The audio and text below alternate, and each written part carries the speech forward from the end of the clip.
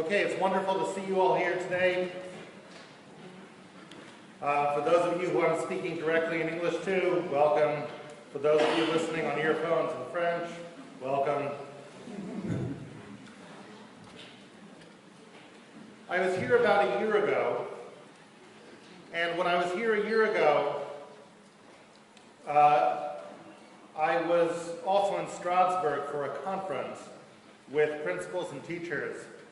And Nati and his wife Itala, I think, were there as well. And between that time, about a year ago, and now, Nati and Itala have produced a book which is a record of those lectures over 3 days in Strasbourg. I spoke about a number of things. I've forgotten all of the things I've spoken about right now, but they're there. The book is here. And I believe that you have copies of it afterwards, so please take a look. And since you understand French and I don't, you'll have the first look at what's in there. Even you'll see it before I will.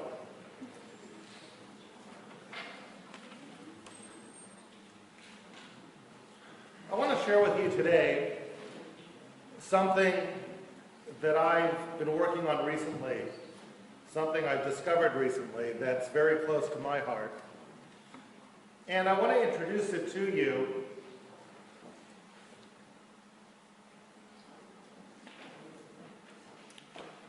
with a little thought experiment, as it were.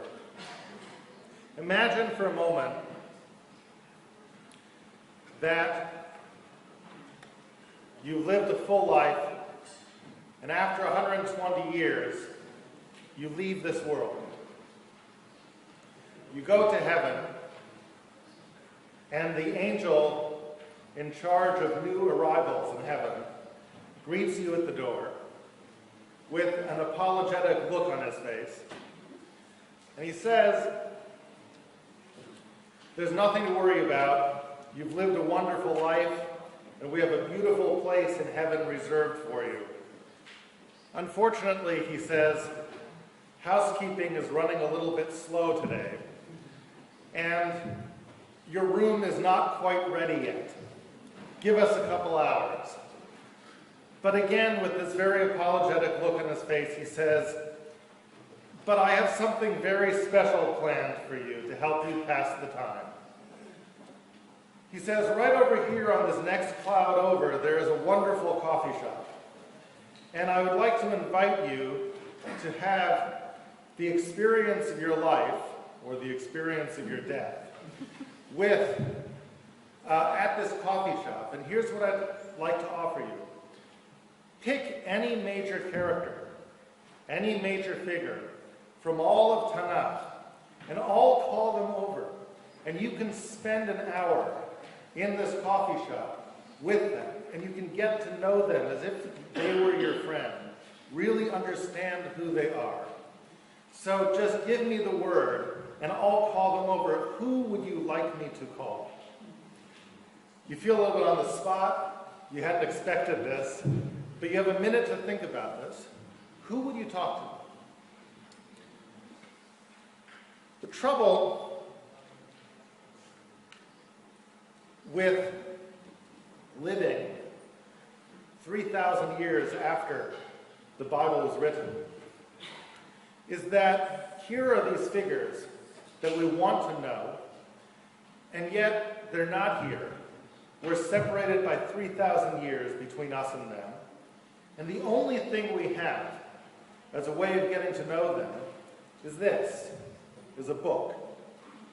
And the problem with the book is that the book tells stories that are very short and very cryptic, and doesn't tell us much about people about whom we want to know everything.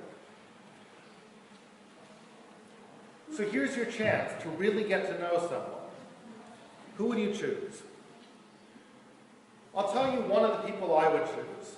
One of the top people on my list would be Rachel, wife of Yaakov, mother of our people. Rachel is a woman who Yaakov was captivated with in his life. He fell in love with her in an instant at the well when he first saw her. And for the rest of his life, he never stopped being entranced by her. She dies young. She dies in childbirth. And yet, for the rest of his life, Yaakov remains devoted to her and to her children. What was it about her that transfixed him in this way? Who was she? What was she really like? We don't know much about these questions. The Torah tells us very little about her life. What do we really know? We know she was at the well. Yaakov fell in love with her. We know later on in life there were these idols that her father had that she stole coming out of the house, leaving his house. We know she dies in childbirth. And the thing we know most about her is really the most painful thing in the world. We know a strange story. A story in chapter 30 in the book of Genesis. A story involving these wildflowers where Rachel is desperate to have a child. She can't have a child. She's infertile. She's jealous of her sister. She ends up marrying the same man as her sister. She has a hard life, Rachel. She waits for 7 years to marry the man of her dreams, only to get tricked at the last moment and to have her sister substituted instead of her. And then she can't have children. She's jealous about it. And then she and her sister begin to have these children, Leah first. And as you read this story, you seem like you're a voyeur, that you're looking at a story that you shouldn't even look at. It doesn't seem to be inspirational. It just seems to be full of pain and heartache and suffering.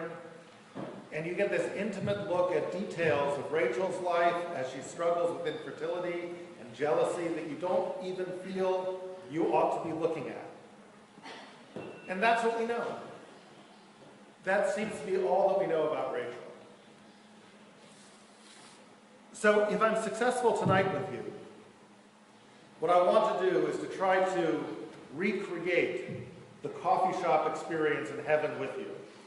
You won't even have to wait 120 years for it. We can do it right here tonight. To try to learn to understand Rachel as if we really knew her, as if she were alive today, and we could sit down for an hour and really understand her. Tonight, I want to suggest to you that we have the opportunity to spend an hour in a coffee shop with Rachel, with one other person who is sitting in on the conversation, with no other purpose other than to make sure that we understand every word that Rachel says to us. And that person is Jeremiah the prophet. It turns out that there are two strange verses in Jeremiah, where Jeremiah mentions Rachel and speaks about her. They are two of the most famous verses in the entire book of Jeremiah. They've been put to music in many songs. You may be familiar with some of the songs. I'm referring to the verses that begin with the words, Kol Brahma Nishma. It's a prophecy that Jeremiah has, which I believe, if we read it carefully, we will find that it's Jeremiah's attempt to recreate that coffee shop experience with Rachel for us. But we have to learn how to read the verses very carefully. What does Jeremiah say in this prophecy? Let's read the words. It's right at the beginning of your handout. The context is this. Jeremiah lives centuries after Rachel has died. In the meantime, Rachel's children have become a nation. They've gone into the land of Israel. And yet, in the times of Jeremiah, that nation goes to war against Babylonia and is defeated. Nebuchadnezzar leads the remnants of that nation, the children of Rachel, into exile. And Jeremiah, looking at this scene, has a prophecy. And the prophecy is about Rachel. Rachel is now dead. She's in heaven. And yet, Rachel in heaven is crying out for her children. And Yirmiyahu paints the scene for us of Rachel's tears and of her crying out over her children. And if you just think about what Jeremiah is doing here, it is, I think, utterly unprecedented throughout the rest of Tanakh. Here you have a prophet, Jeremiah, who is conjuring up an image for you of another person from Tanakh who's dead, who's in the next world, who's in heaven. And he's giving you a picture as to what's going on with that person in heaven. Something you never ever find anywhere else in the Bible. And it's a very vivid picture. Here's the picture. Ko amar Hashem, thus says God, Kol Brahma Nishma. At the beginning of the prophecy, all you know is that there's a voice that is heard on high in the heavens. And then you learn that the voice is crying, Nihi B'chi Tamrurim.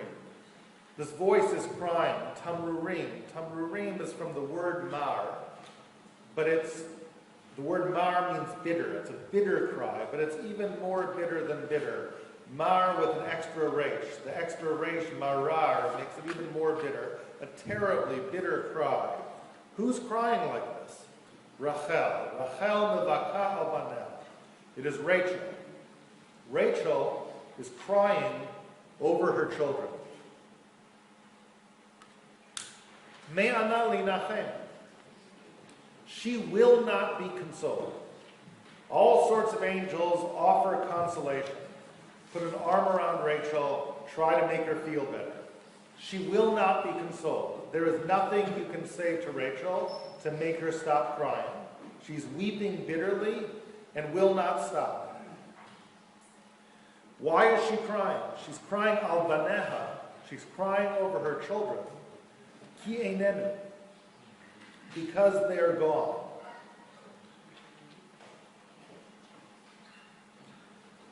Ko amar Hashem. God responds to Rachel. After all the angels try to comfort her, and she will not be comforted, God himself responds to Rachel. And this is what God says. Min'i kolech mibechi. Hold back your voice from crying. Ve'inayich midima. And your eyes from tears. You don't have to cry. It's going to be okay. Why? Ki yesh sachar likulatech. Because there's reward for what you've done, Rachel. V'shavu me'eretz oyev. And your children will ultimately return from the land of the enemy. Yesh tikva la'achritech. There will be hope for you in the end. V'shavu banim legvulam. Your children will return to their borders. It's an inspiring prophecy, but if you look carefully at it, you will find at least two basic problems with this. One problem is a small grammatical problem. The other problem is a large thematic problem. Let me show you the small problem first. The small problem, for those of you who know a little bit about grammar, is that there's a grammar problem here. A small problem that has large implications. The grammar problem is that Rachel is crying Over what? Over many children. Baneha in Hebrew. Many children. Indeed, hundreds of thousands of children are going into exile, and this is what Rachel's crying over. But the problem is, when it says that she's crying for al baneha ki einenu. Einenu is singular, as if it were only one child. So she's crying over many children because he is gone. One child. That's a problem. Which is it? Is she crying for many children or one child? There is a disagreement between these words. One child, many children. That's one problem. But here's the larger problem.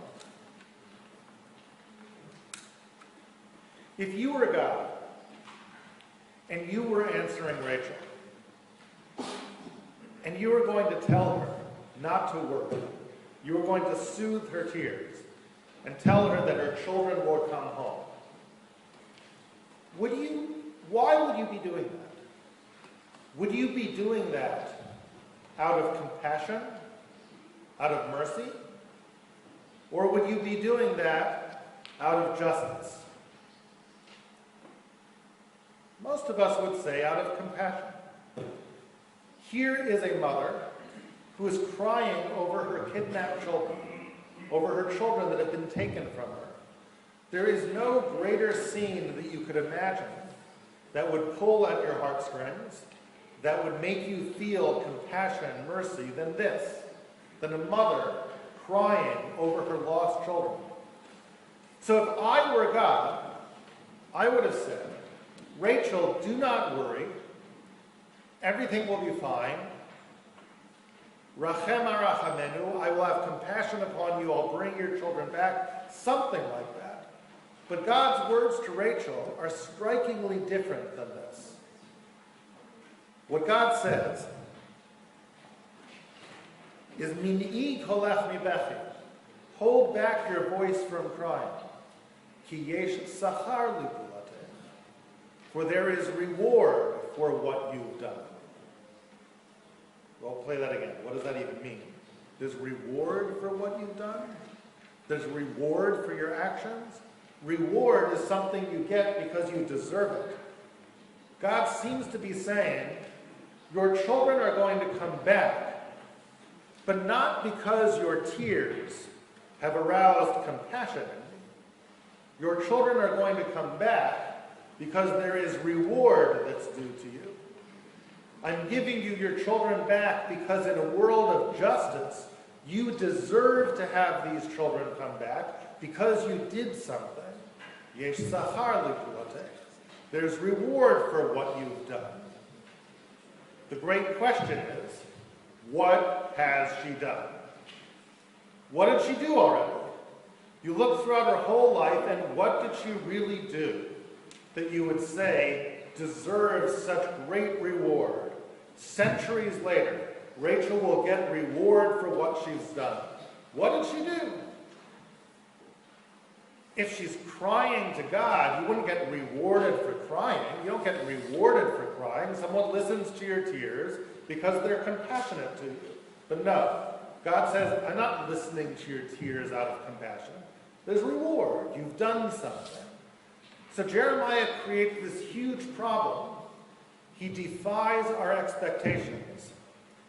He makes you struggle with this problem. Why are these children coming home? What did Rachel do already? Why is she being rewarded?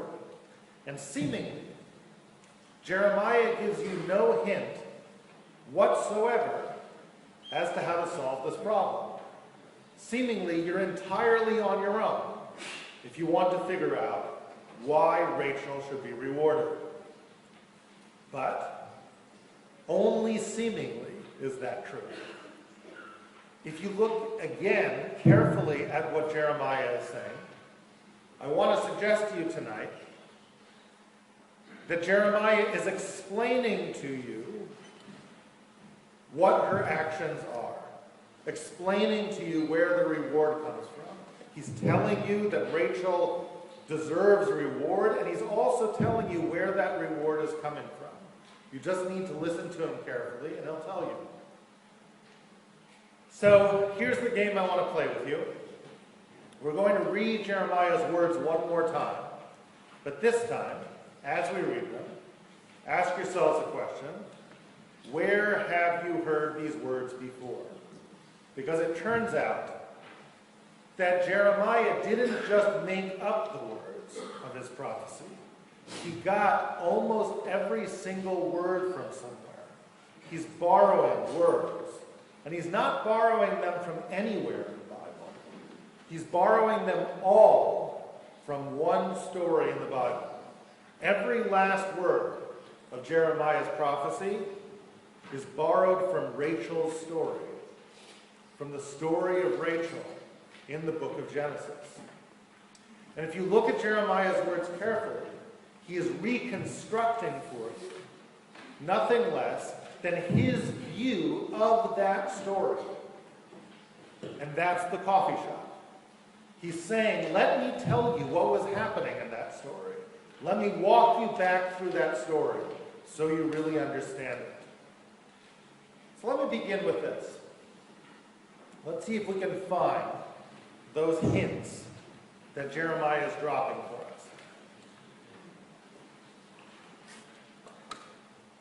I mentioned to you before that there's a grammar problem. Rachel seems to be crying for many children, but she's crying ki enenu, and the word enenu is singular, as if she's crying for only one child. So let me ask you this. Would there have been a time, let's imagine where we are. I'm just going to play this out for you this way. Our camera's right over here. I'm going to step gingerly over here to the side. I hope our camera follows me. If I'm right over here, and this is our timeline in history, where history begins over there, and history ends over here. So right now, I'm standing where Jeremiah would have stood. I'm standing around the year, whatever year it is, about 30, 40 AD. There you go, just move that over. And I'm standing over here, and this is the time of the destruction of the first temple. This is the time when Rachel's children are going into exile, and this is Jeremiah. And here, Jeremiah says, Rachel is here. She's crying. So now you say to me, how could Rachel be here? Rachel's dead. How is Rachel crying? The answer is, what? You think being dead is enough to stop Rachel from crying? That's not enough to stop Rachel from crying. If Rachel's children are in trouble, she is going to rise from the grave. She is going to storm the gates of heaven. And she is going to not shut up until God responds to her. And this is Rachel over here, right now, in the moment of exile with Jeremiah. But now, what if I ask you this question? Would there have been an earlier time in which Rachel might have cried over children because they were gone? Is there an earlier time in Rachel's life when Rachel might have cried over a child, one child, because he's gone? What do you say? Who would that be? Which child? It would have been Joseph, wouldn't it? What happened to Joseph? Lots of things would have happened to Joseph to make Rachel cry. Now, the only problem is, when those terrible things happened to Joseph, Rachel's already dead. But, if we listen to Jeremiah, that's not enough to stop Rachel from crying. We already know that just because Rachel's dead doesn't mean she won't cry. So, if Rachel was dead and she saw the events happening to Joseph, when would she have cried? Let me ask you the question more precisely. When's the last time in history Rachel would have cried over a child, over the fate of her child? In other words, if I'm standing now here at the times of exile, and I go backwards in history, when's the last time in history that Rachel would have been crying over what happened to Joseph? What do you say? By the way, this is the rule. When I ask you a question, okay, you're actually going to respond. Okay, you get to respond. So it's not just rhetorical, right? So what do you say? So when's the last time that Rachel would have cried over the fate of Joseph in the book of Genesis? What's the last bad thing, really bad thing, that happens to Joseph, that if you were Joseph's mother and you saw this, you would have cried? When he was sold. Okay, so you say, when he was sold by his brothers as a slave, when he was thrown in a pit and sold by his brothers as a slave. But that's all the way over here, okay? That's like earlier.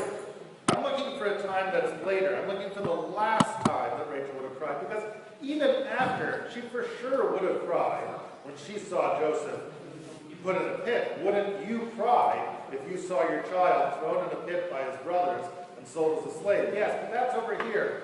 Is there a later time that she would have cried over what happened to Joseph? After Joseph was sold into slavery, then what happened that might make her cry?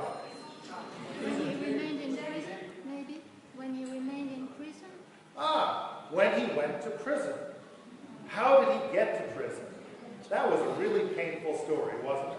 Because he got thrown into prison through no fault of his own. He was being a good guy, and he was framed. He was thrown into prison through the treachery of Potiphar and his wife. Here, and you for sure would have cried. In other words, here Joseph is. He lands as a slave in Egypt, and he gets, thank God, he gets put in charge of the house of Potiphar. He rises through the ranks. He's second in charge in the house of Potiphar, and life is pretty good for him in Potiphar's house. And if you're Rachel, you're saying, wow, this is great, not so bad, at least it's in Potiphar's house. But then something happens. The wife of Potiphar looks at him and tries to seduce him. And at the end of the story, Joseph is in jail again. Not only have his brothers betrayed him, but his new family, so to speak, in Egypt have betrayed him as well. But let me ask you a question. Let's get particular about this. Precisely when, in the story of Potiphar, if you were Rachel, would you have cried? We'll play a little game. You're only allowed to cry once in this whole story, right? I'm going to read through the story. What's the worst moment in the story where you would just say, I have to cry? Okay? You only get one moment to cry. So let's read through the story and see when we arrive at the moment. Ready? This will take you into your second part of your handouts. Third part of your handouts. Sorry. Fourth part of your handouts.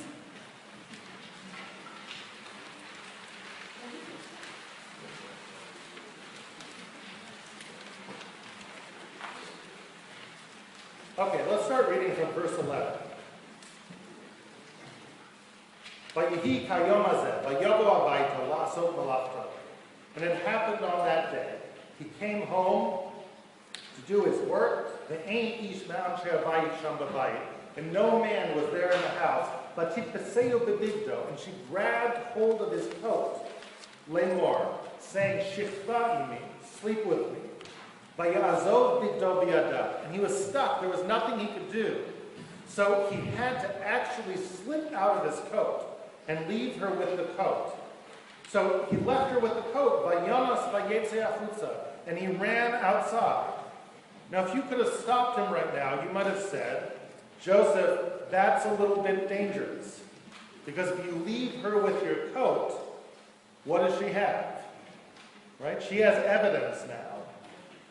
So that's in fact what happens. Vayehi kirota.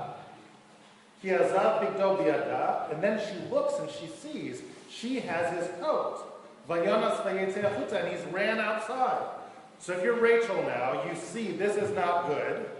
You might cry here, but it's not the worst moment yet. So you're going to hold your tears for what happens next. But tikra la'anshe beta. She calls all the other servants in the house. Vatomer lahem, and she says, Ru'u, do you see?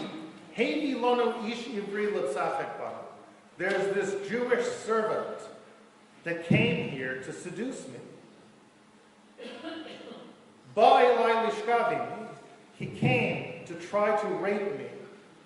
Va'ekra b'kol gadol. And I screamed out. Now, if you were Rachel, would you cry now? All in favor of, if I'm Rachel, I would cry. Now, raise your hand. All in favor of, no, I would wait because it gets even worse, raise your hand. Okay? Most people would wait. I would wait too. It actually gets even worse. Here's why it gets worse. Because if you stopped right here, you might say this is bad, but it's not the worst possible thing. Yes, she's lied. Yes, she's trying to frame him. But maybe Joseph is a trusted servant in Potiphar's house. She says that he tried to rape her. He says it's not true. She says one thing. He says another thing. Potiphar says, I don't know what the truth is. And maybe life is okay for him. But it gets even worse. Because pretty soon, it's not just he says, she says. Because she has evidence. The next thing that happens is that she pulls out the coat. Vayehi kasham'o, she says. And when he heard that I screamed, Ki harimoti koli ve'ekra, that I raised my voice and screamed, Vaya'azov bigdo etzli, he left his coat with me because he was so scared. Vayanas vayetze achutza, and that's when he ran outside. And here's his coat to prove it.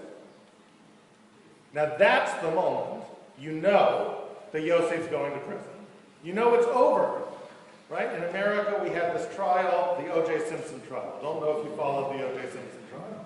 O.J. Simpson trial, there's all this evidence, but the one evidence was the glove. You know, if the glove fits, then that's it. Nothing else matters. It's a glove. If she's got the coat, nothing else matters. She's got the coat. This is the evidence. She's lying, doesn't matter. She's got the coat. This is the moment you know it's over for Yosef. And if you're Rachel, this is the moment when you cry. This is the moment when Rachel cries. But one second. Let's look at these words carefully. Look at that verse I just read you. It's verse 15. Vayehi kasham'o kaharimoti koli ve'ekra. And when she says, and when he heard that I raised my voice and cried. Okay, now read that again. Vayehi kasham'o, and it happened when he heard, ki harimoti koli, that I raised my voice. Now, read the words backwards. Koli harimoti kasham'o. Koli harimoti kasham'o. Do you know what these words are? Welcome to Jeremiah. Kol barama nishma. These are Jeremiah's words. A voice is raised up on high and is heard. These words from Jeremiah, he didn't make them up. They're right here at the moment when Rachel would have cried, the last moment she would have cried. It's as if Jeremiah is walking you backwards through Jewish history. It's as if Jeremiah is saying, let's take a stroll. Here we are, right over here. We are standing at the moment when the children of Israel are being exiled. Rachel would cry, but there was an earlier time. Let's walk backwards through history. And lo and behold, we get to a time when Rachel would have cried not for hundreds and thousands of children, but for one child, for Joseph, when Joseph was in trouble, when he was framed by the wife of Potiphar. We read this backwards version of Kol Brahma Nishma. So at this point you might say, well, that's a coincidence. Maybe that's just a coincidence. Could be. Does it keep on happening? Let's keep on reading in Jeremiah, and we'll see. Back to Jeremiah, the beginning of your handouts.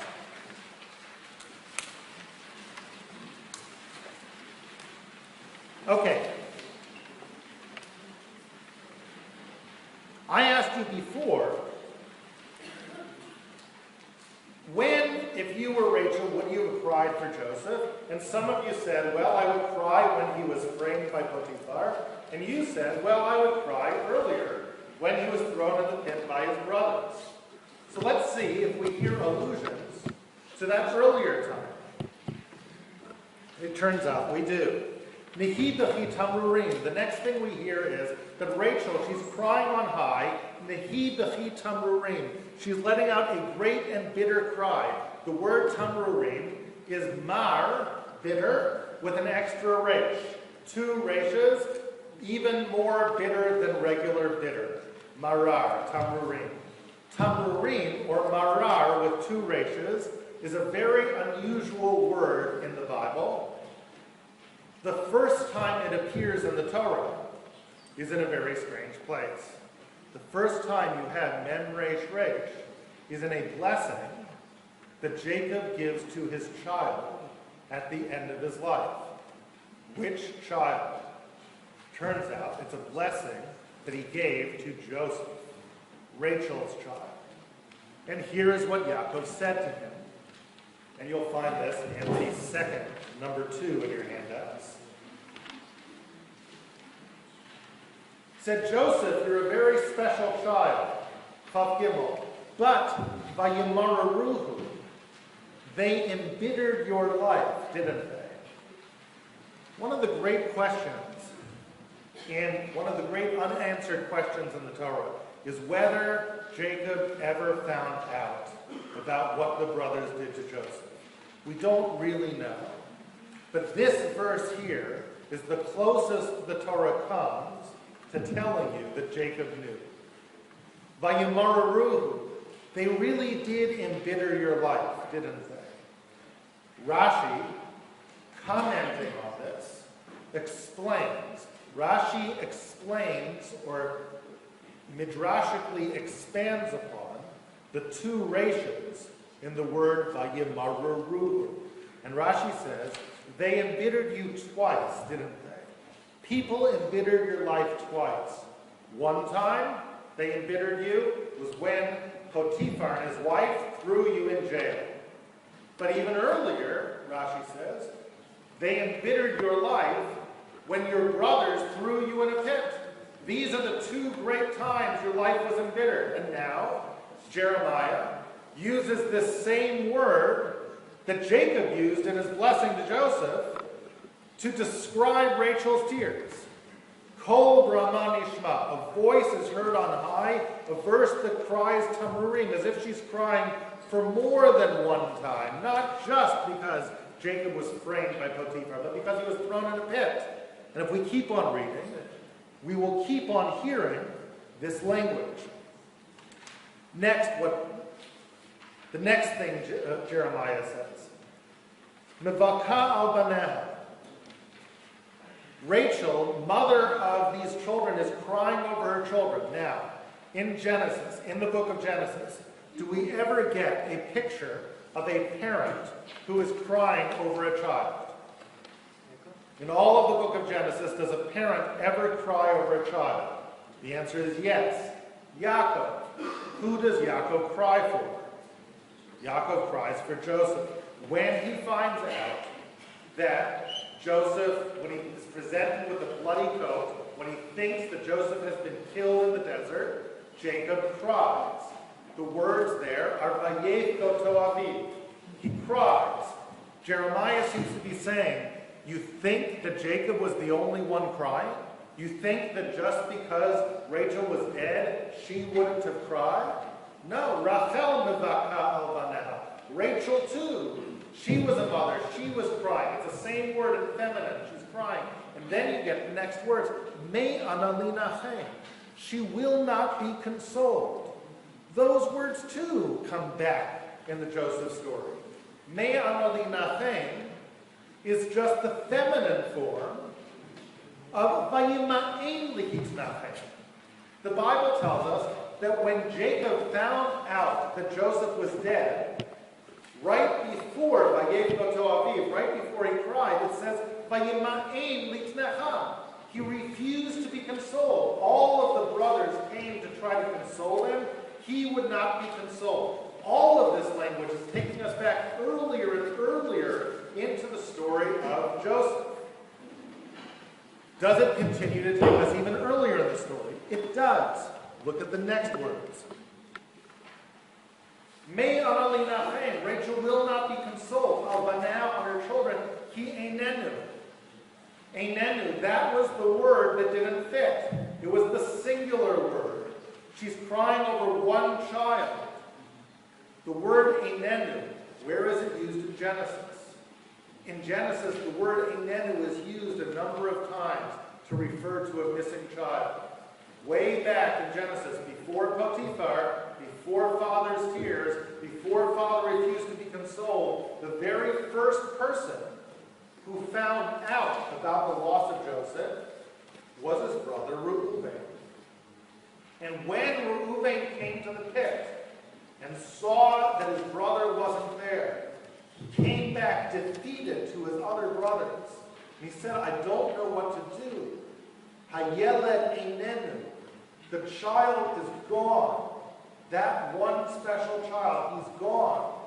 And now, in Jeremiah, he's using that same word, taking us back to the beginning of the story of Joseph. Now at this point, you might say, well, that's as far back as you can go. We've gone all the way back through Rachel's tears, and we've seen that not only was Rachel crying because of the exile, all of her hundreds of thousands of children, evidently she was crying in heaven over the loss of Joseph too, all the way back to when he was originally sold and put in the pit. So you can't go back any further. But let me ask you another question. Could you? Could you go back further in Rachel's life? Would there have been an earlier time, even before Joseph, that Rachel would have been crying over children because there weren't any? When would that have been? It would have been earlier, before Joseph was born, because Rachel went through many, many years when she could not have a child, when she was desperate to have a child. That would be when she would have first cried over children because there aren't any. And it turns out that if you keep on reading Jeremiah, you will hear echoes that bring us back to those moments too. What are the next words in Jeremiah? Homer Hashem, thus says God, Min'i kolech mibechi, hold back your voice from tears, Rachel. Veinayef midima, and hold back your eyes from tears. And then we get to these strange words when he says, because, Rachel, there's reward for what you've done. And we didn't understand those words. What's the reward? But look at the words carefully in Hebrew. Hold back your voice from crying. Ki yesh sachar lipulatech. In Hebrew, yesh sachar. How do you spell yesh sachar? Yud, shin, shin, chaf, resh. What does Yud, Shin, Shin, Chaf, Resh spell to you? Yisachar. It's a child. Yisachar. Yisachar is a child of Jacob. It's the fifth child born to Leah. At the end of a story which begins with Rachel's tears, when Rachel can't have children. Here's what Jeremiah seems to be saying. You want to know what Rachel's reward comes from? You want to know why, after centuries, all of her children come home? It's because of something she did. It's because of something she did all the way back when she was crying for children. Before she was crying for exile children, before she was crying for Yosef, the very first time was with the birth of Yisachar. There's something that happened with the birth of Yisachar, that fifth child of Leah, that was of enduring merit for Rachel. That's the hidden thing she did. Look again at the birth of Yisachar, Jeremiah is saying, and you will see why yesh sachar l'pulatech. There's reward for what she's done. It's right there. He's telling you how to read the story. Read the story of Rachel, such that when you get to the story of Yisachar, you understand why Rachel is being rewarded. Not now, not at the moment Yisachar is born, but many centuries later, children will come home. Can we do that? So that's what I want to do with you now. To bring this talk to a conclusion, I want to go back with you to the story of the birth of Yisachar and see if we can read it as Jeremiah read it. Okay? So that brings us, let's see where this is in your handouts here. So that's going to be, which one is this here? Page 4. No, 5. Okay, so that's page 4, and it's number 5, Genesis chapter 30, verse 1. Okay, so you can read along with me. Let's read this story together.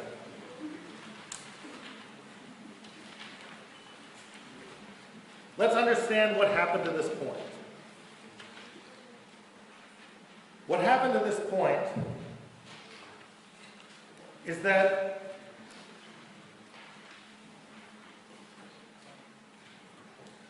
Rachel and Leah are married to the same man. Rachel was originally supposed to marry him. Leah was switched at the last minute. They both married Yaakov. Leah gives birth to 4 children in a row. Reuben, Shimon, Levi, Yehuda. After the birth of Yehuda, it's 4-0 Rachel, right? Rachel has 4 children. 4-0 Leah. Leah has 4 children. Rachel has none. And at that moment, we get this story. Vatera Rachel. Rachel sees he lo yalda leYaakov, that she's not given birth to any children to Yaakov. And then you get these words, Vatakane Rachel ba'achota. Rachel was jealous of her sister. Vatomer al Yaakov. And she said to Yaakov, Hava li banim, give me children. Vim ayin, and if not, if I don't have any children, meta anochi, I am dead, or I am as good as dead. She says, I have to have children. I'm going to die. When Yaakov heard that, Yaakov responded in a way that later the sages criticized him for. He responded harshly to her. And here's what he said. Vayichar af Yaakov b'Rachel. Yaakov became angry with Rachel. Vayomer, and he said to her, Hatachat Elokim anochi? Do you think that I am in place of God? Asher mana mimech pri batan? That I'm the one who's holding you back from having children? I'm not the one who's holding you back from having children. God is. You think I'm the bad guy? I'm not the bad guy. Don't complain to me. You've got the wrong address. Complain to him. Okay. So look at this scene. What does this remind you of? Let's add this all up. Here is Rachel, crying, desperate to have children. She comes to her husband and says, give me children or I'm dead. Her husband says, you've got the wrong address. Don't complain to me, complain to God. What does that remind you of? Do we ever meet a moment when, is there ever a moment when Rachel is desperate over children that she doesn't have, that instead of crying to her husband, she cries to God? Yes, that's Jeremiah. In Jeremiah, who do we meet? We meet Rachel, who's in fact dead, just like she said. She said, give me children, I'm dead. Well, now, Rachel's actually dead. And who's she complaining to? Well, she learned the last time who to complain to. You don't complain to your husband. He just says, that's the wrong address. Complain to God. So she goes directly to the boss this time. She goes to God and says, my husband said I'm supposed to talk to you about this. Where are these children? C'est Rachel. Elle pleure à Dieu. Où sont les enfants? Et que se passe-t-il la dernière fois? Dieu, c'était le méchant. Dieu, c'était celui qui l'empêchait d'avoir des enfants. Et regardez le mot par lequel Jacob a décrit Dieu comme le mauvais, c'est mana.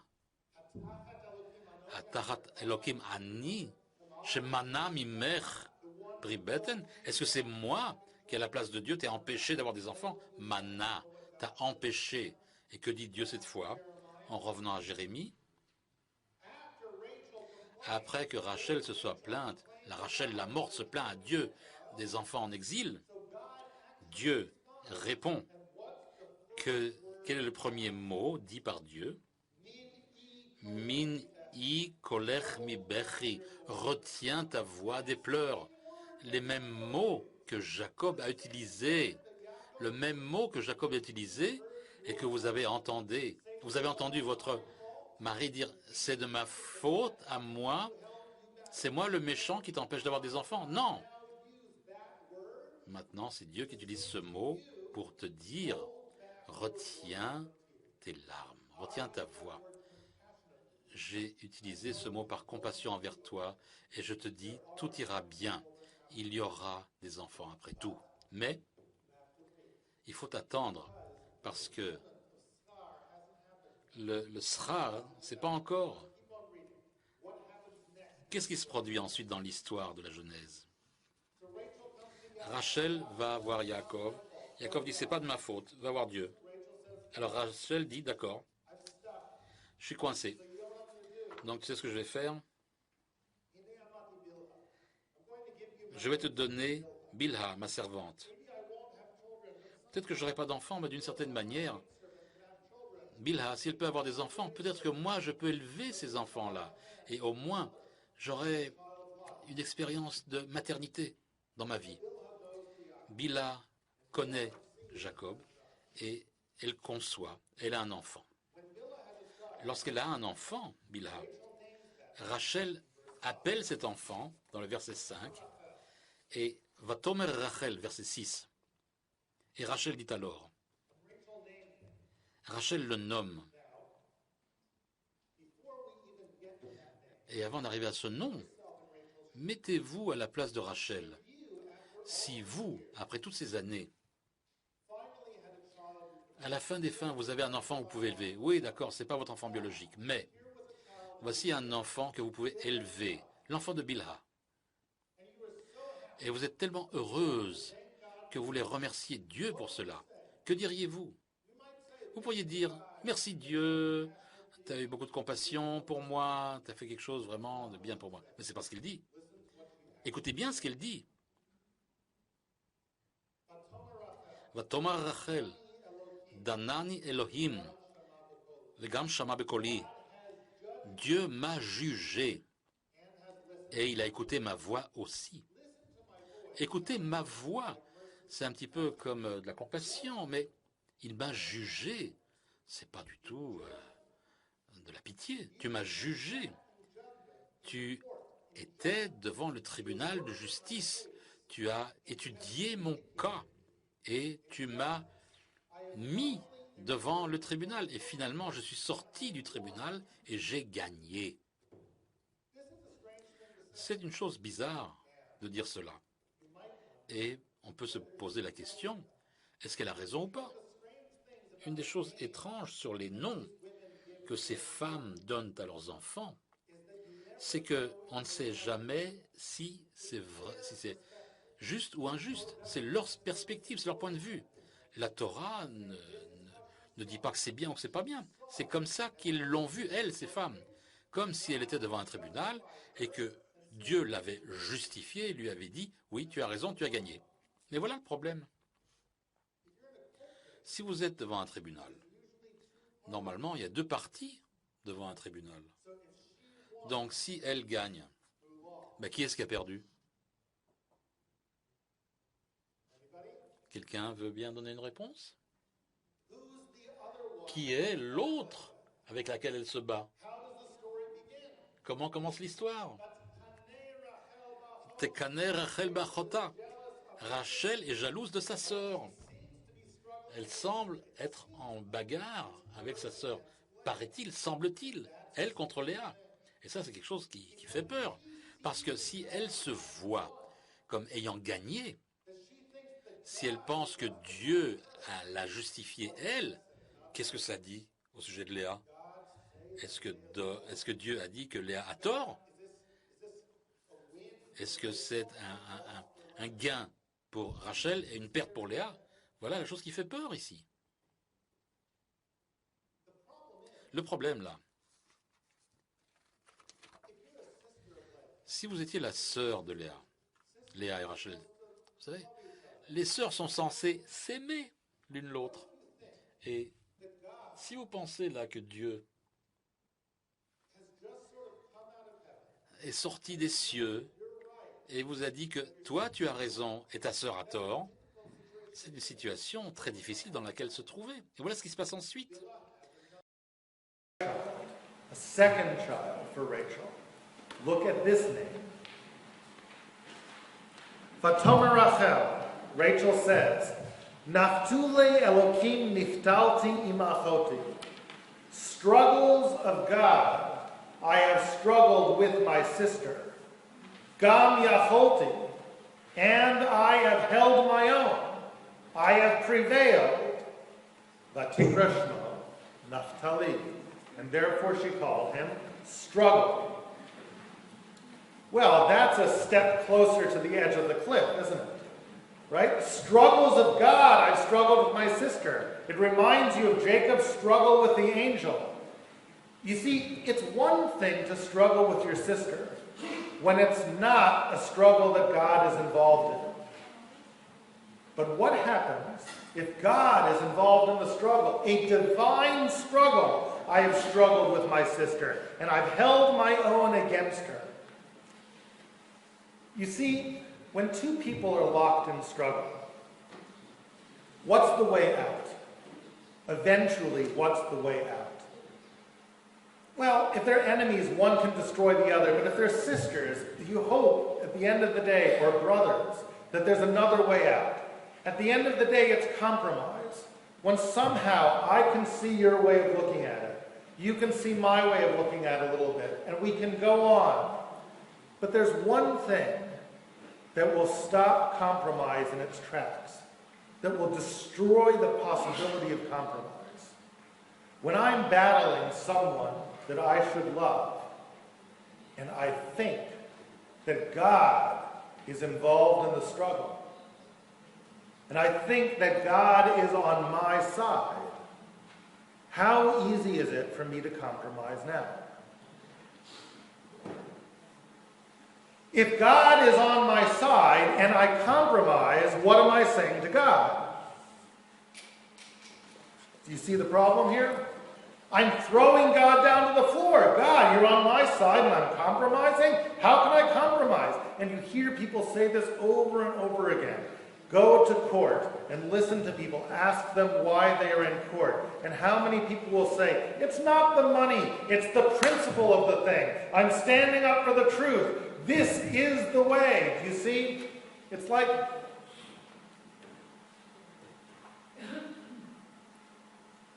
if two people are locked in combat, if I realize that, look, it's just me, and I have my perspective, and you have your perspective. I don't know, in France. They have Monopoly in France, the Monopoly board. Yeah. It's made by Parker Brothers. You know what I'm talking about? The Monopoly board. So imagine like Little Hat and Little Shoe. You know, they're going around the board, right? So we're all Little Hat and Little Shoe. There's this game board, it's called Life, and we're the little players and we go around the game board. So imagine one day Little Hat gets into this argument with Little Shoe, right? They have an argument. But at the end of the day, if Little Hat can say, look, I'm just Little Hat and you're just Little Shoe. I see it my way, you see it your way. We can find a way to compromise. But what happens if Little Hat says, no. Parker came out of the sky and said that my way is right. Little Hat can't compromise with Little Shoe anymore. This is the problem. I've struggled divine struggles with my sister. And I've won. I've bested her. But what happens next? The next thing that happens is that Leah says two people can play this game. And Leah gives her maidservant to Yaakov. And Leah has two children from her. Leah has two children from Zilpah. And look at the name of the second child. Leah gives birth to Asher. And what she says is, Vatomer Leah, Be'ashri, I am so fortunate. Ki ishruni banot. Women sing my praises. I finally have this child. Look at Leah. She's riding high. She's not even thinking about Rachel. She's had 4 biological children. She's had another 2 children. She is so happy she can't even believe it. If you were Rachel, what would you be thinking now?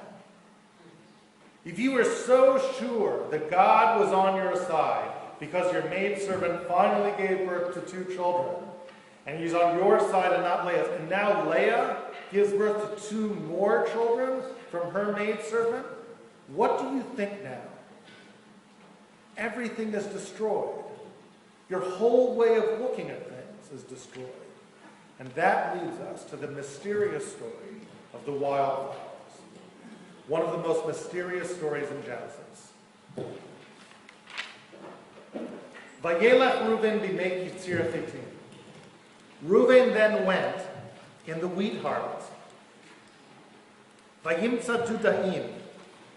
And he found dudaim basadeh.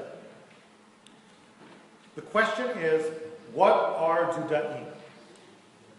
No one seems to know.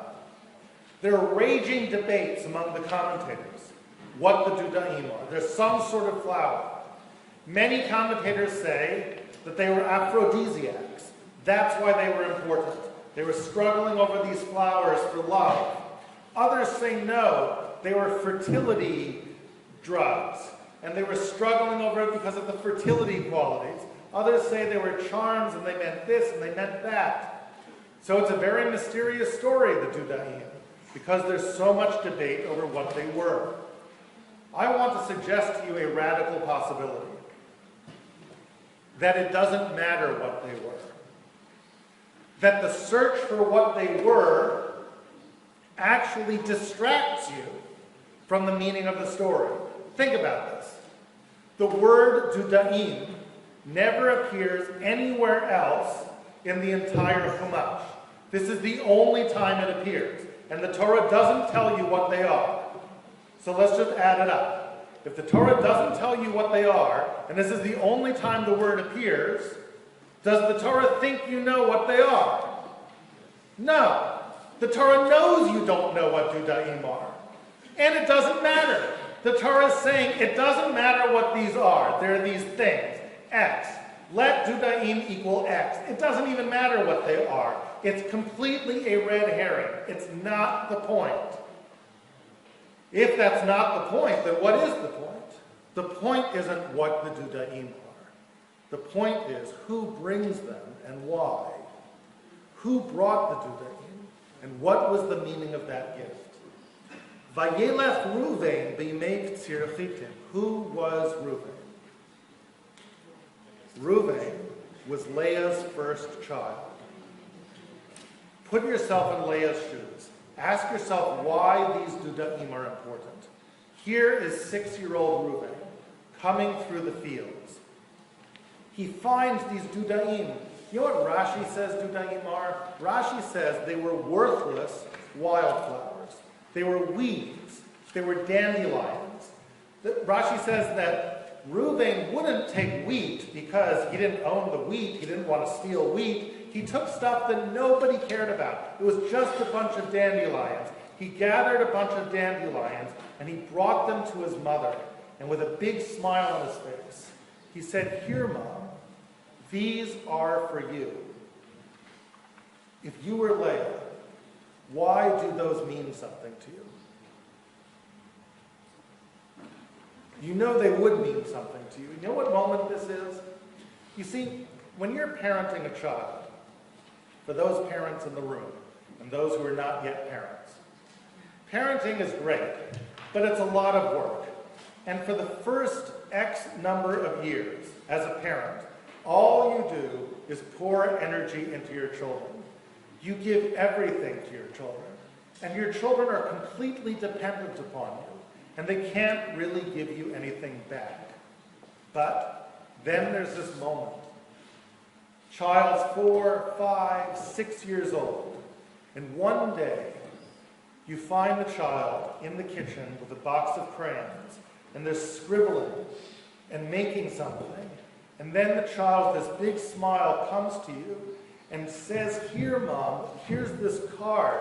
I made it for you." And you take that card and you put it up on the refrigerator, and 20 years from now, the card is still there. The card means everything to you. Why? It was just a bunch of scribbles. Why does that card mean everything to you? The answer is because this is the first thing the child has given you back.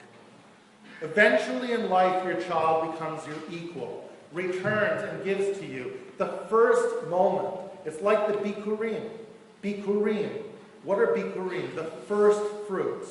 You ever wonder why God cares so much about the first fruits? He wants a farmer to give his first fruits back. Well, do you know first fruits don't taste very good? When you buy blueberries in the store, strawberries in the store, raspberries in the store, do you ever buy the first fruits of the season? Or do you wait a few weeks until they're actually ripe? You wait a few weeks, but no, God doesn't want that. He wants the first fruits that don't taste so good. Why take those? The answer is it's not about how they taste. It's the first thing that you can give back. Here we are, God's people. God gives so much to us. He takes us out of Egypt, leads us through the desert. Finally, we get to the land of Israel. And finally, there's this farmer with a little bit of fruit that he can actually give something back. Give me the very first things. It's the most wonderful things in the world. It's that little card. It's the wildflowers. Here is Reuben with a bunch of dandelions, with a smile on his face. Here are these wildflowers. And when Reuben gave the wildflowers to Leah, something happened. Look at the next words. Vayaveotam el Leah imo. He brought them to Leah, his mother. Vatomer Rachel. Rachel saw that. She saw those dandelions that Reuben gave to him. Reuben gave to her. Vatomer Rachel el Leah. And Rachel said to Leah, Tni na li miduda ebenech. What was she asking for? 2 words you need to focus on. First, the word please. Tni na li, please. Could you give me duda ebenech, some of the dandelions of your child? Not all of them, some of them. Do you think you could give me some of those dandelions? What is Rachel really asking for here? This is a completely different Rachel. Rachel before had been at war with her sister, in a struggle with God over her sister. Rachel before had thought that God came out of the sky to vindicate her. But Rachel comes to Leah now and says, it's all over. I can't keep that up. I don't know if I will ever have a biological child. But do you think you could give me a few of those dandelions that I could put in a paper cup near my window? Because if you could, if I could have some of those flowers, then maybe I could share in your joy. I could share in the joy of motherhood that you experience. I don't know if I will ever have my own child who will bring me flowers. But if I could share in your joy, maybe I could put down the sword, and maybe I wouldn't have to struggle with you. And I could feel as if we're both mothering this people together, that I could share in this joy and I could be happy for you. Because I want to be happy for you. Because I don't want to be the kind of person that every time your child reaches a milestone, your child has a bar mitzvah, your child has a wedding, I don't want to not be able to look at you in the eye. I don't want to be able to turn away. I don't want to turn away and feel resentful and angry. I want to share in your joy.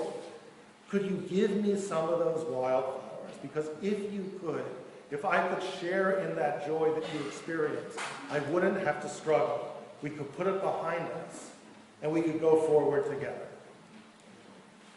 what does Leah respond? Leah's response is this. Vatomer la. Leah responds, Hama'at kachtech et ishi? Was it not enough that you took my husband from me? V'lakachet gam et dudai b'ni? That you're also going to take the wildflowers of my child? If you were Rachel, what would you say now? What would you do now? Just the opposite. You took my husband. Wouldn't you say that? Wouldn't you say, you would want to scratch your eyes out? Are you crazy, Leah? It wasn't enough that I took your husband? I took your husband? Let's have a little history lesson here, shall we? I didn't take your husband. Do you remember that night? I waited 7 years to marry him, only to have you waltz in at the last moment and take him from me, and I took your husband?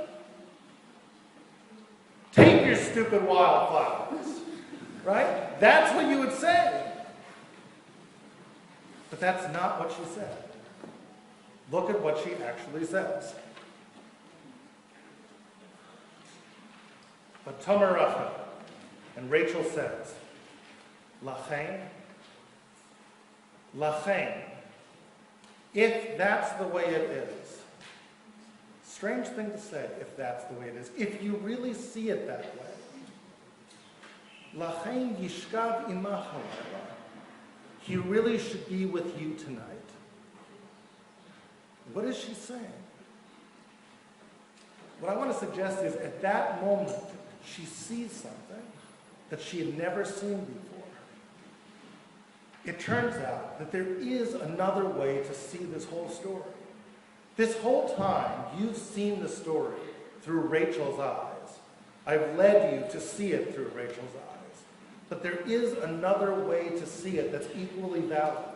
Leah's way of seeing it. And the story looks very different from that way. And for a minute, Rachel glimpses Leah's way of seeing it. This is actually how the Fohrman and the Klei Yakar understand it. Here is Leah. What does history look like from her perspective? Do you have any evidence that Leah knew about the bargain between Yaakov and her father Lavan for Rachel's hand in marriage?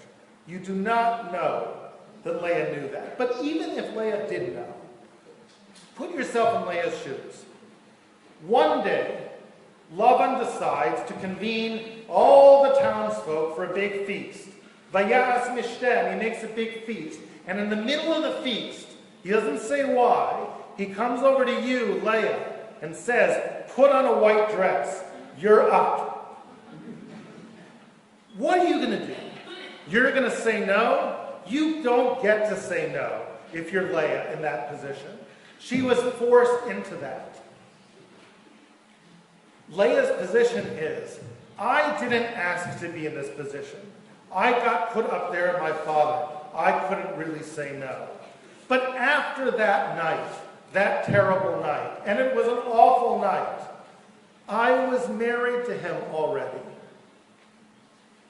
Why did you choose to marry him too? You chose to marry him after that. Do you think he was in love with you? Do you think I ever had a chance once you married him too? And then Leah constantly struggles for the love of her husband, which she never has. And she always feels like she's second class, that she never has her husband's attention. You see it in the names of her children. Reuven, Ra Hashem ba'ani, God has seen my suffering. Shimon, God has seen Kisnua Anochi, that I'm hated. And Rachel sees, oh my goodness, that's actually how you see it. This whole time, I'm looking at this like you took my husband, and you actually look at it as if I took your husband. That's actually how you see it. And this whole time, I've been preoccupied with having children and being so desperate to have children and to want to share in your motherhood. And you, this whole time, you've had children But you've been preoccupied by something that I've taken for granted. The love of a husband. I've had it, and you feel like you haven't, that you haven't had his companionship. So if I am asking from you to share with me the joy of motherhood, it wouldn't really be fair for me to ask that of you without sharing something with you. What do I have that I can share with you? I have the love and companionship of a husband. Let me share that with you. Lachen yishkav imach alecha. Tonight, let him be with you. And that was the night that Yisachar was conceived. That was the enduring reward. It was just one moment of time, but it was a very special moment. In that moment, a child was conceived, a fifth child, to Leah. And if you were Rachel, you could imagine watching as Leah has yet another child, a fifth child. And here is 2-year-old Yisachar playing on the lap of Leah. And how do you deal with that? Do you know what you say to yourself? You say, I wanted this. I gave this to her. I can accept this. This is okay. The reward that Rachel has is that God says to her, I didn't give you reward then. That night, one of you would conceive. It could have been you, but it wasn't. It was Leah instead.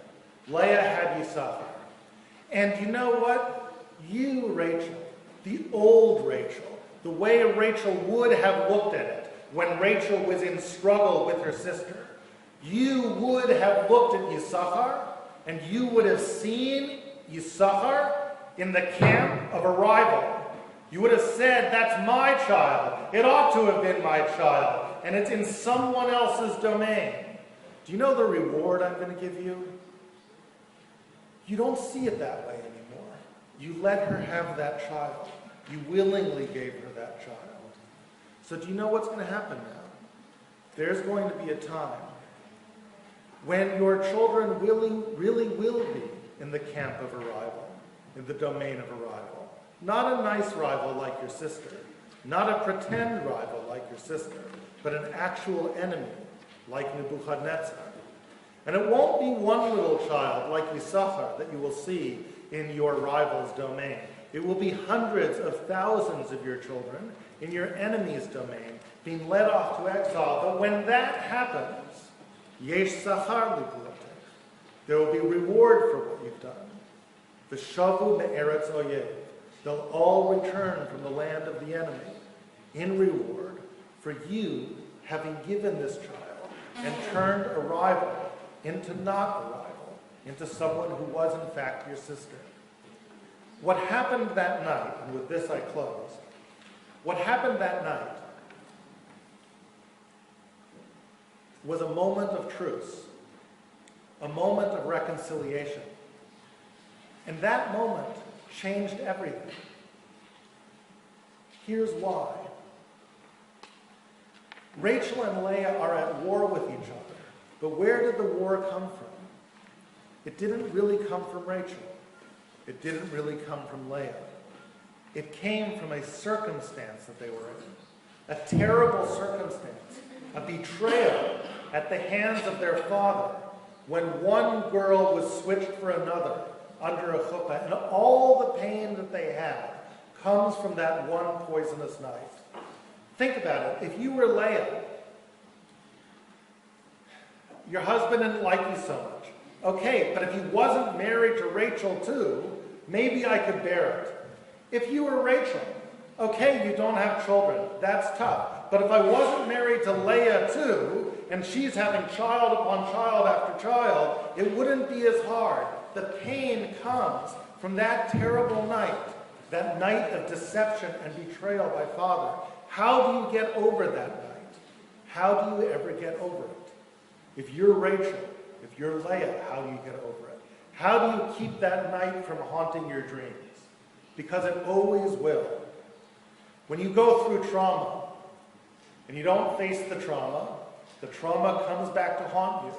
So when you smile at Leah in the hallways and Rachel smiles at you in the hallways, what's to stop your nightmares in the middle of the night, so that poisonous night keep on repeating? Do you know what Rachel does?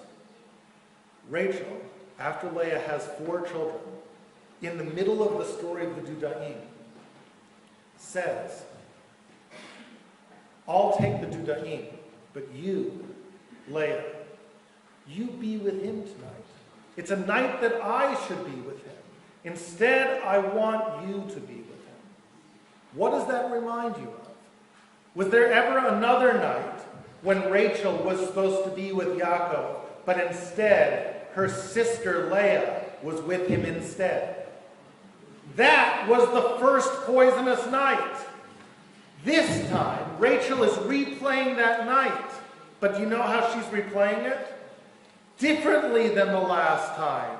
Differently, Rachel says, the last time I was a victim. The last time there was nothing I could do.